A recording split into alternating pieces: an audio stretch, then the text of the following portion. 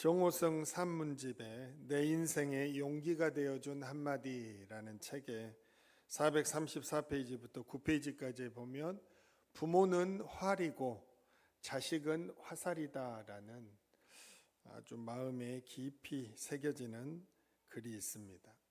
실제로 일어났던 실화인데 아버지의 기억을 더듬어가는 내용이에요. 아들이 군대를 이제 제대했어요. 그리고 이제 복학을 하러 학교에 가서 복학 신청서를 냈는데도 불구하고 납부금을 납부하라는 말이 없습니다. 원래 군대 제대하고 복학을 하게 되면 납부금을 먼저 내야 하거든요. 그런데 등록금 이야기가 없는 거예요. 그래서 아들이 그냥 안 내도 된가 보다 하고 이렇게 있었어요. 그런데 이제 복학하려면 며칠 남지 않았을 때 아버지가 물었습니다. 왜 납부금을 납부하라는 말이 없냐? 그랬더니 아들이 저도 이상이 있어요 하고 이제 학교 가서 그때 알아보니까 이 아들이 군대 갈 때 등록금을 납부했었답니다. 그래서 복학할 때는 안 내도 된다는 답을 가지고 아버지에게 왔어요. 그런데 이 아버지는 생생히 기억하고 있어요.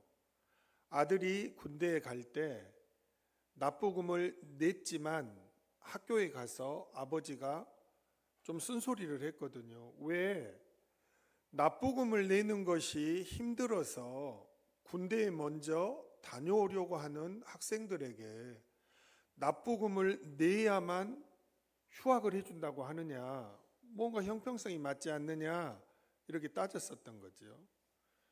그러니까 학교에서는 학생에게 더 좋은 거예요. 군대 갔다 와도 물가가 오르고 납부금이 올라도 그런 거 더 받지 않고 군대 입대할 때 받았던 것을 그대로 하기 위해 학생에게 더 좋게 하려고 하는 건데 그것이 안 맞는다고 생각하시면 다시 돌려드리겠습니다 하고 아버지 통장에 입금을 해 주었거든요.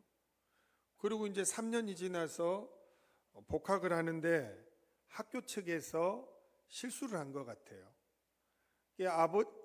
아들에게 등록금을 받은 것만 기록해 놓고 다시 아버지에게 돌려준 것은 누락한 것이죠. 그리고 냈다고 학교는 설명을 하고 있는 것입니다. 이제 아들과 아버지가 얼굴을 맞대고 있는데 아들이 한순간 그렇다면 우리가 굳이 등록금을 낼 필요가 있겠습니까? 라는 표정으로 아버지를 쳐다봤어요. 그런데 아버지는 당장 학교에 찾아가서 설명하고 다시 등록금 고지서를 받아서 등록금을 제출했습니다. 정말로 아들 이야기처럼 학교의 전산상, 행정상 등록금을 이미 납부했다고 기록되어 있으니까 진짜 안 내도 그만이잖아요. 그리고 혹시 나중에 어떤 착오가 있었다고 이야기하면 그때 못 이긴 척하고 내도 되는 것입니다. 그런데 아버지는 그럴 수 없는 것이지요. 가서 정직하게 다 말하고 납부금을 내고 아들을 학교에 복학시켰던 것입니다. 자, 이 사건을 두고 정우승 작가가 이렇게 글을 적습니다. 부모는 활이고 자식은 화살이라고 했습니다. 화살이 관역에 명중하기 위해서는 활의 정확도가 결정적 역할을 합니다. 안정된 자세에서 정확한 방향을 향해 화살을 힘껏 쏘았다 하더라도 그 순간 활이 흔들리면 화살이 제대로 날아갈 리 없습니다. 부모는 어떠한 상황에서도 흔들리지 않는 활이 되어야 합니다. 부모의 삶의 태도는 곧 자식의 삶의 태도를 결정짓습니다. 중략하고 또 이렇게 기록합니다. 화살이 멀리 날아가려면 활의 몸이 많이 휘어져야 합니다. 가장 멀리 날아간 화살은 등이 가장 많이 휜 활에 의해 날아간 화살입니다. 부모라는 활이 자식이라는 화살을 성공이라는 인생의 하늘 속으로 멀리 날려보내려면 부모의 몸과 마음 또한 크게 휘어져야 합니다. 아무리 휘어지면서 힘이 들어도 그 고통을 견뎌내야 합니다. 실제로 늙은 부모의 육체는 등이 활처럼 굽어집니다. 그동안 화살이 자식을 위해 끊임없이 노동을 하며 활의 역할을 다해왔기 때문입니다. 감동적이죠? 부모인 활이 반듯하면 화살은 반드시 바르게 날아가게 되어 있습니다. 선하고 아름답고 귀한 정확한 목표를 향해 날아가게 되어 있습니다. 정직하고 바르고 또 지혜로운 활과 같은 부모, 그 활이 휘듯이 자식을 바르게 키우기 위해 한평생을 수고하신 부모의 휘어진 등, 이게 바로 자녀들에게 가장 멋진 인생을 수여하는 선물이고 아름다운 열매인 줄 믿습니다. 그래서 부모님이 계시고 나를 사랑해 주셨던 부모님의 추억이 있는 사람은 이 세상에서 가장 멋지고 행복한 삶의 주인공이라 할 수가 있습니다. 특별히 신앙적으로 나를 잘 지도해 주셨던 부모님이 계시거나 그 부모님의 기억이 자기 인생에 자리 잡고 있는 자녀는 오늘날 내가 이렇게 신앙생활을 하는 사람으로 살아간다는 것에 대한 자부심과 명예로움과 그리고 축복으로 인한 감사함이 흘러넘치게 되어 있는 것입니다. 저는 오늘까지 살아오면서 아버님의 그 말씀을 늘 새기며 살아왔습니다. 우리 가정은 하나님을 떠나서는 죽는다. 예수님 없이 우리 가정은 아무것도 아니다. 이건 한평생 제가 오늘날까지 살아올 때 저의 심장을 강타해서 사람 되게 하는 신앙의 유언과도 같은 말씀이었습니다. 아마 저희 부모님이 천국에 가셔도 제 삶 속에서는 이 말씀이 살아 움직일 것입니다. 하나님이 없이는 아무것도 아니다. 하나님을 떠나면 우리는 죽는다. 그래서 주를 위해 열심히 충성하며 살아야 한다. 이게 부모님의 신앙의 아름다운 언어였습니다. 그래서 여러분, 어느 면으로든 부모님이 있는 사람, 그리고 바르게 가르치려는 부모의 구분 등을 아는 자녀는 부모님이 자랑스러운 것입니다. 그리고 부모님을 존경하게 되는 것이지요. 그렇게 부모님은 우리 인생을 아주 멋지게 만드시는 분들이십니다. 그래서 오늘 성경은 부모님에게 어떻게 해야 할 것인지를 가르치고 있고, 작년에도 그랬고 그 작년에도 그랬고, 우리는 계속해서 어버이 주일이 되면 부모님에게 어떻게 해야 하는지를 계속 반복하고 있습니다. 오늘 우리 중고등부가 찬양하고 들어갈 때 제가 그랬지요. 오늘 이 앞에서 찬양하는 것만큼 그 마음으로 부모님에게 잘해라 이야기를 건넸습니다. 여러분, 부모님에게 정말로 잘해야 할 줄 믿습니다. 오늘 성경은 우리에게 우리의 인생을 멋지게 하시는 부모님을 위해 출애굽기 20장 12절에 말씀하십니다. 내 부모를 공경하라 말씀하십니다. 공경하라라는 말씀은 가볍게 대하지 말고 무겁게 대하라, 그런 말씀입니다. 그래서 부모님을 공경하라라는 말씀의 첫 번째 의미는 부모님 자체, 부모님 존재 자체를 중요시하고 귀히 여겨라, 그런 말입니다. 우리는 가끔 왜 하나님은 내가 이런 부모 밑에서 태어나게 하셨나요? 억울할 때가 많습니다. 눈을 떠보니 이 부모님이 내 부모님이 되었어요. 그런데 내 부모님은 다른 부모님에 비해서 너무 차이가 두드러지는 거예요. 그 원망이 저절로 나오는 것입니다.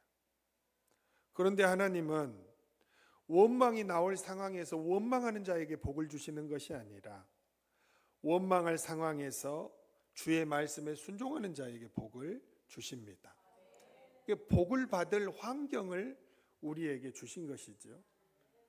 무슨 말입니까? 공경하라는 것은 부모님 존재 자체를 귀히 여기라는 것입니다. 부모님이 나에게 무언가를 많이 사주셨고, 부모님이 나를 위해 희생하셨고, 정말로 나를 위해 무언가를 주셨기 때문에 부모님을 사랑하고 존귀히 여기라는 것이 아닙니다. 그냥 부모님은 부모님 자체대로 귀하게 여기고 소중하게 여기면 하나님께서 장수하는 복을 주시겠다는 것입니다. 장수하는 복은 모든 것이 들어있는 복입니다. 건강하게 오래 사는 것이 가장 귀한 복이잖아요. 그 복을 주시겠다는 것입니다. 그래서 오늘도 여러분과 저는 어버이 주일을 맞이하면서 다시 한번 부모님에게 효도할 때 생각을 좀 바꿔야 합니다. 부모님에게 효도한다는 것이 대부분 무언가 용돈을 넉넉히 드리고 이것저것 필요한 것들을 사드려야 그것만이 효도인 것처럼 여기는 태도가 우리 자녀들에게 있습니다. 그러니까 자기의 자녀들이 성장하고 자녀들을 키우면서 물질이 많이 들어가게 되면 부모님을 대하는 것이 부담이 가는 것입니다. 왜? 항상 효도는 물질로 무언가를 계속 드려야 하고 무언가를 계속 채워드려야 한다고 생각하기 때문입니다. 그것도 좋은 것입니다. 그러나 오늘 성경은 부모님 자체, 부모님 존재 자체를 귀히 여기는 공경을 하라고 말합니다. 그러니까 용돈을 드리고 잘해드리는 것도 하지만 그 이전에 더 중요한 것이 있다는 것입니다. 부모님이 나에게는 중요하다는 것을 보여드리는 것입니다. 그게 뭡니까? 아주 간단한 것을 이야기하면 부모님에게 전화를 거는 것, 이것은 별로 어려운 일이 아닙니다. 제가 지금 50이 넘어서 이렇게 장성했는데도 저희 아버님은 제가 어디 출타했다가 돌아올 때면 꼭 전화해서 확인하십니다. 안전하게 오고 있는지 또는 집에 안전하게 도착했는지 지금도 전화로 확인을 하십니다. 옛날에는 좀 제가 덜 컸을 때는 귀찮게 생각했어요.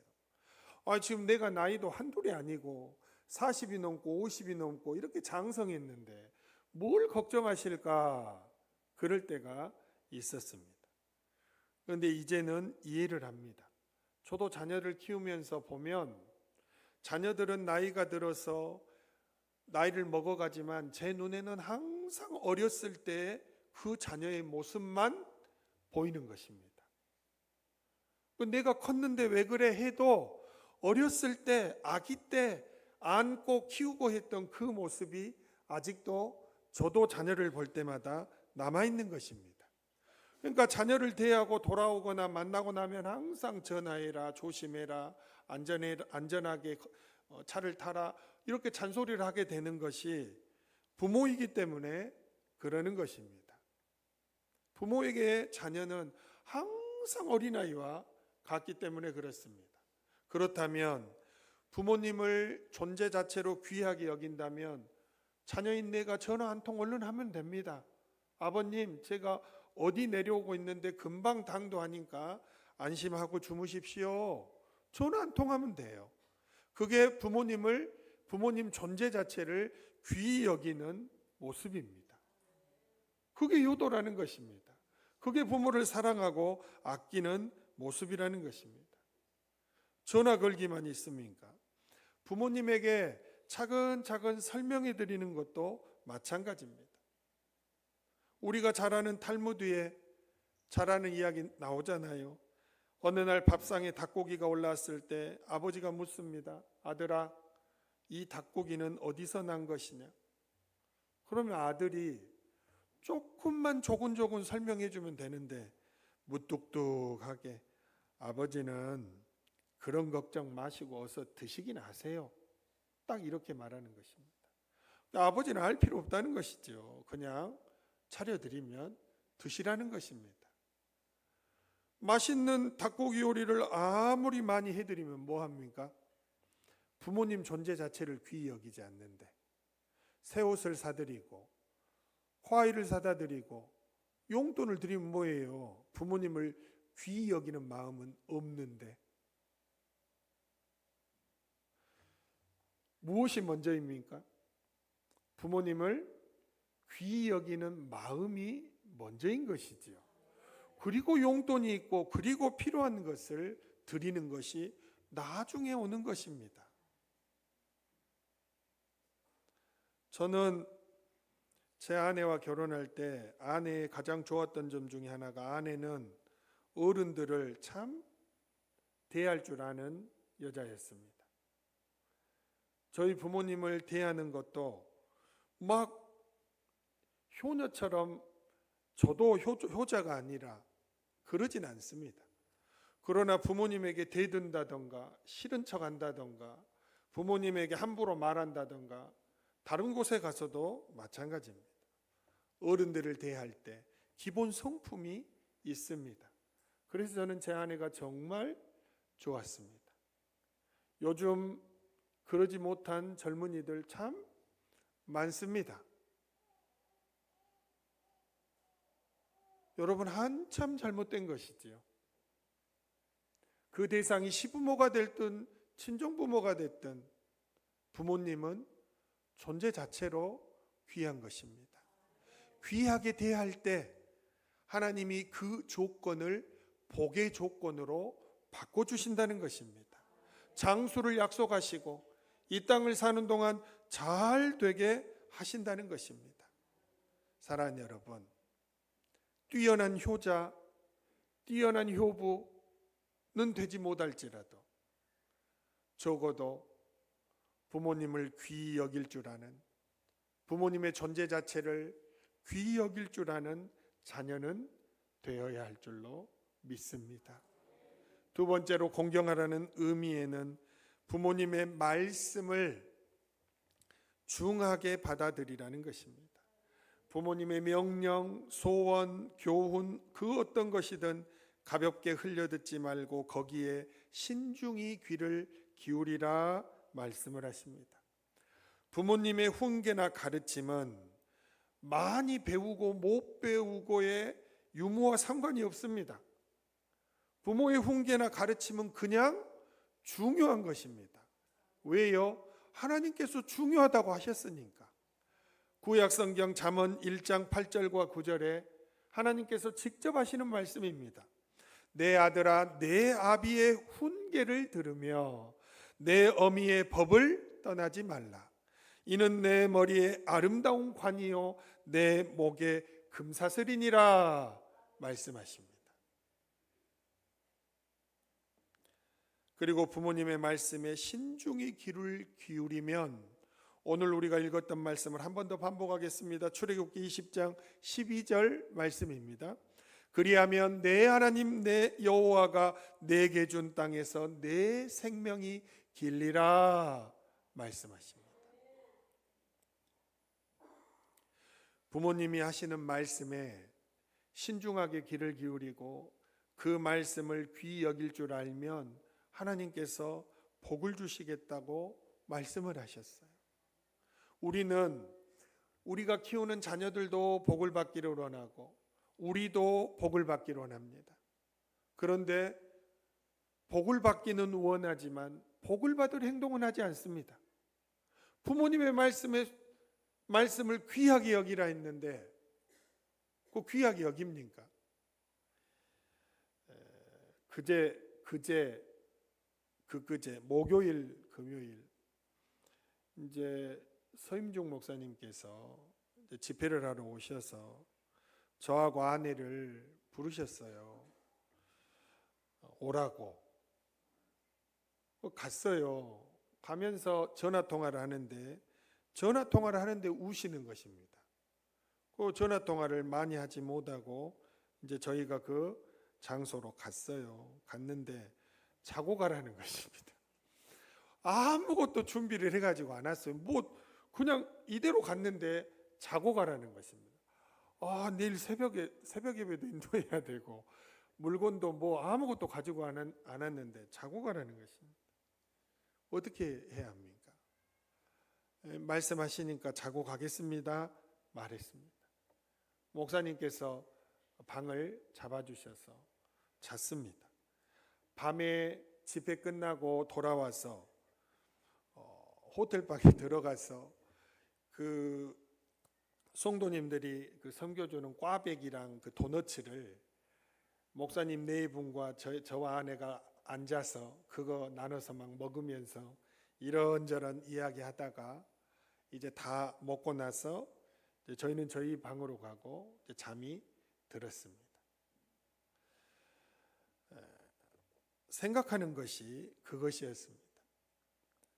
말씀하셔도 그냥 우리가 준비해 온 것 없으니까 집에 가겠습니다, 늦게 가겠습니다 해도 괜찮습니다.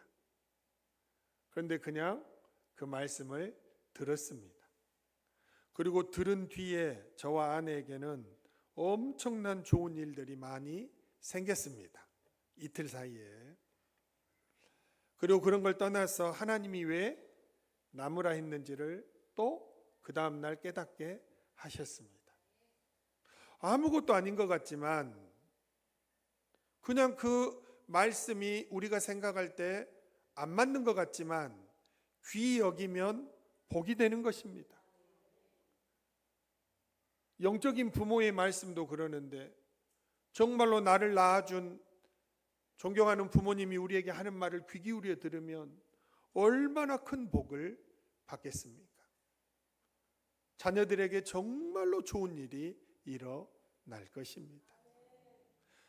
그런데 부모의 말을 귀히 여기지 않기 때문에, 여러분, 귀히 여기란 말은 부모님이 하신 말씀대로 고지고대로 다 하라는 말이 아닙니다. 그 말을 귀히 여기라는 것입니다. 중간에 말 끊지 말고 내가 아는 이야기해도 끝까지 들으라는 것입니다. 그리고 그 말씀대로 하지 않을지라도 부모님께 이해를 시켜드리고, 그리고 그 말씀에 대해서 설명을 해드리고 귀히 여기라는 것입니다. 귀히. 말을 중간에 끊어버리고 말하지도 못하게 하고 엄마 아빠에게 막 말을 이거 이렇게 하지 말라고 막 함부로 하고, 이게 오늘날 자녀인 우리의 모습입니다. 사랑하는 여러분, 부모님이 하시는 말씀을 귀히 여기지 않으면 성경에서는 아주 짧지만 강력한 두 가지의 말씀을 하십니다. 첫째는 부모님의 말씀을 귀히 여기지 않으면 미련한 자가 된다고 말합니다. 잠언 15장 5절 말씀입니다. 아비의 훈계를 업신여기는 자는 미련한 자요, 경계를 받는 자는 슬기를 얻을 자니라 말씀하십니다. 내가 똑똑하다고 하고 다녀도 엄마 아빠 말씀을 무시하는 자녀는 미련한 사람입니다. 하나님께서 미련한 자다 말씀을 하십니다. 두 번째는 지혜로운 자가 받을 복을 다 놓치게 됩니다. 잠언 8장 18절과 21절 말씀입니다. 부귀가 내게 있고 장구한 재물과 공의도 그러하니라. 이는 나를 사랑하는 자가 재물을 얻어서 그 곳간에 채우게 하려 함이니라 말씀합니다. 부모님이 주시는 말씀을 귀히 여기는 지혜가 있는 자는 그 지혜를 통해 받을 부귀와 재물과 공의를 받게 되고, 그렇지 않은 자는 잃어버리게 된다라고 말씀을 하십니다. 저를 포함하여 이 땅의 자녀로 살아가는 모든 성도님들, 부모님의 말씀을 중하게 여기면서 경청하고 장수하고 부귀와 재물과 공의까지도 누릴 수 있는 여러분과 제가 되기를 간절히 바랍니다. 마지막, 부모님을 공경하라는 세 번째 의미는 부모님의 말씀에 순종하라는 말씀입니다. 오늘을 살아갈 때 부모님의 세대와 우리의 세대는 너무 달라서 부모님 말씀을 곧잘 따르기가 어렵습니다. 부모님의 세대는 자녀들의 세대와 예전에 비해 너무 현격한 차이가 납니다. 요즘은 1년이 멀다 하고 새로운 신제품이 쏟아져 나오는 시대이기 때문에 나하고 몇십 년 차이 나는 부모님과 무언가를 함께 맞춘다는 것은 참 쉽지 않지요. 그래서 순종하는 것이 어려운 것입니다. 그런데 하나님은 그것을 몰라서 우리에게 부모에게 순종하라는 것이 아닙니다. 세대 차이 나고 서로 환경이 다르고 다 아십니다. 하나님도. 그럼에도 하나님은 부모님의 말씀에 순종하라는 거예요. 왜 그러실까? 하나님과 부모님에게는 공통점이 있기 때문입니다. 하나님은 사람의 생명을 창조하시는 분이지요. 그런데 그 생명을 창조하시는 역사를 수행하실 때 생명이 하늘에서 뚝 떨어지게 하는 것이 아니라 엄마와 아빠를 통해 하나님의 생명 사역이 이루어지게 하시는 것입니다. 그래 생명이 존재하는 것은 하나님과 부모님의 동역을 통해 이루어지는 것입니다. 부모님이 없이 오늘날 여러분과 제가 어떻게 세상에 나옵니까? 하나님께서 아무리 생명을 수여하시려고 해도 엄마 아빠가 계셔서 오늘날 생명을 받은 존재로 우리가 이 땅에 나와 있는 것입니다. 그래서 하나님과 부모님은 생명을 창조하는 사역의 동역자입니다. 그러니까 나의 생명이 이 땅에 태어나게 하신 부모님을 뭐하라는 거예요? 그 말씀을 귀히 여기고 순종하라는 것입니다. 저는 제 동생 집사님이 우리 집에 몇 번 말하죠. 사택 그 이사 갈 때 저희 그 거실에다가 TV를 좋은 걸 하나 벽걸이 TV를 걸어줬는데 저와 아내는 TV를 보지 않습니다. 1년 365일 TV를 켜는 일이 없습니다. 둘 다 별로 좋아하지도 않고 집에 막 TV가 켜져 있으면 시끄러워요. 그런데 아내와 제가 정말로 감명 깊게 본 드라마가 있습니다. 폭삭 속았수다입니다. 저와 아내는 그 드라마를 보면서 야, 설교가 필요 없다. 이거 매주 한 주 한 편씩 상영해 주면 엄청난 설교가 되겠다. 저 그 생각했습니다. 그 드라마를 보면서 저희 부모님의 마음을 정말 다시 헤아리게 되었고 부모란 존재는 어떤 존재인지를 정말로 이해하게 되었고 자녀를 키우는 부모로 살아가는 저도 제가 자녀들에게 왜 그런 마음을 갖는지를 그 드라마를 보면서 참 많이 울었습니다. 그리고 많이 깨달았고 저희 부모님을 더 사랑하고 존경하는 그런 계기가 또 눈물 나오려고 하네. 그런 계기가 되었습니다. 야, 세상에 PD들이 드라마 제작자들이 제발 싸우고 때리고 막 폭력 쓰고 이런 드라마 말고 정말 이런 폭삭 속았수다 같은 드라마 좀 많이 만들었으면 좋겠다라는 생각을 했습니다. 진짜 부모님은 귀한 분입니다. 진짜 우리를 사랑하고 아끼시고 우리의 생명을 잉태해서 출산하시고 그 어린 우리가 오늘날까지 자라도록 아프면 아픈 대로 예를 다루시고 손자 손녀가 아프면 그것까지 신경 쓰시면서 그렇게 오늘 우리가 이렇게 생명을 가지고 살아가는 것입니다. 우리의 생명 그냥 오늘이 있는 것 같습니까? 아닙니다. 부모님이 우리 아플 때 우리를 업고 병원으로 뛰고 우리를 사랑했던 그 흔적들이 남아서 오늘 생명을 누리는 여러분과 제가 된 것입니다. 부모님은 생명의 근원이고 생명의 수요자이신 하나님과 동역자고 그래서 그 하나님이 우리 부모님에게 뭐라고 말씀하십니까? 어떻게 하라고? 순종하라고 하는 것입니다. 하나님께 순종하든 부모님께도 순종하라는 것입니다. 사무엘상 15장 22절 말씀입니다. 사무엘이 이르되 여호와께서 번제와 다른 제사를 그의 목소리를 청종하는 것을 좋아하심같이 좋아하시겠나이까? 순종이 제사보다 낫고 듣는 것이 순양의 기름보다 나으니라고 말씀하십니다. 사랑하는 여러분, 엄마 아빠에게 순종하십시오.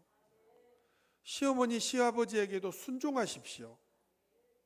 왜 시부모님한테 함부로 합니까? 순종하십시오. 그래야 복을 받습니다.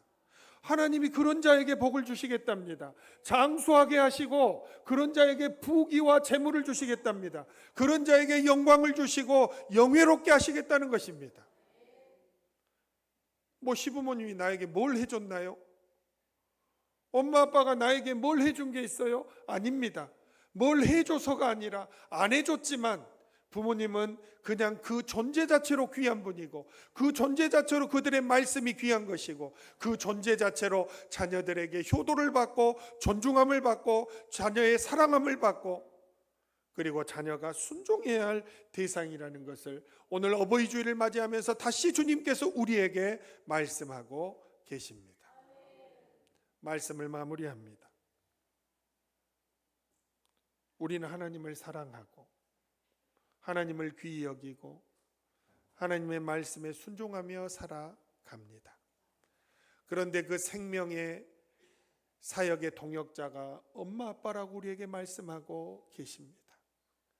그래서 하나님이 귀히 여기시는 엄마 아빠를 순종하고 그분들의 말씀을 귀히 여기고 그들을 사랑하고 아끼고 그 존재 자체를 귀히 여기면서 살아간다면 하나님께서 이 땅에서 자녀로 살아가며 우리가 누릴 수 있는 모든 복을 주시겠다고 다시 한번 말씀하고 계십니다. 오늘 부모님과 함께 나와서 예배하는 여러분과 저 우리 모두가 이 복을 충만히 받아 누리는 멋진 인생의 주인공들이 다 되시기를 간절히 바랍니다.